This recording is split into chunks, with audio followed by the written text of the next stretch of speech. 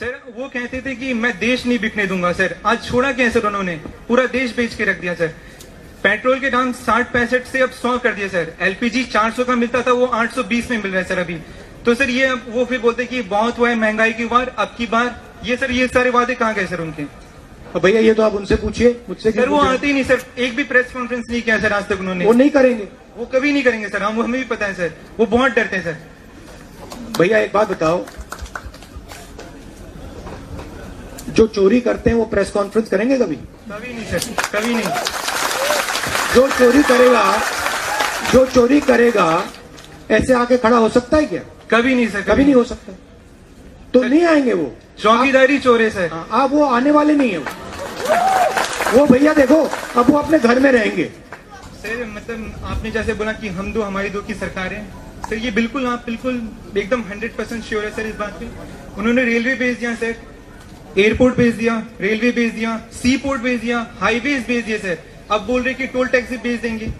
अब उन्होंने क्या क्या किया सर, LIC तक भेज दिया। अभी भी कल ही 80,000 लोग प्रोटेस्ट करे थे उसके लिए। सबसे बड़ी सेल ये ट्राई कर रहे हैं। हिंदुस्तान का जो कृषि का सिस्टम है, एग्रीकल्चरल सिस्टम, ये इसको बेचने की कोशिश कर रहे हैं।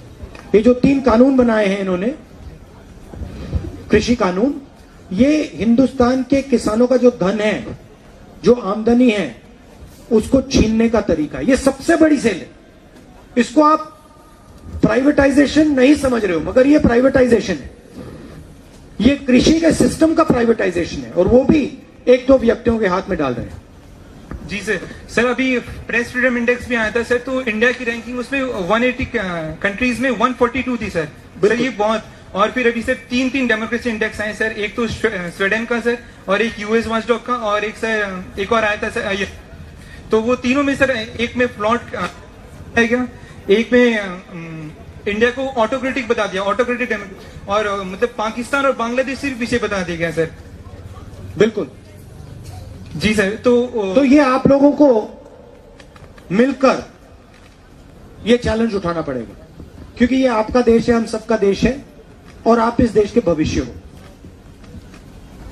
आप फ्यूचर हो, और ये काम हम सबको मिलकर करना है।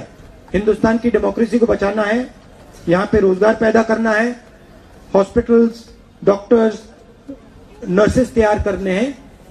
ये हम सब मिलकर काम करना पड़ेगा, नहीं तो ये नहीं होने वाला है। नमस्कार। मुझे भी हिंदी अच्छे से नहीं आता, इसलिए मैं आसामीज में ही। अच्छा सॉरी, एक बात इंटरप्ट करना चाहता हूं। आपने जो कहा कि लोग फौज में जाना चाहते हैं, पुलिस में जाना चाहते हैं, हम सरकार में आएंगे तो पुलिस के भी बटालियन हम तैयार करेंगे आपके लिए।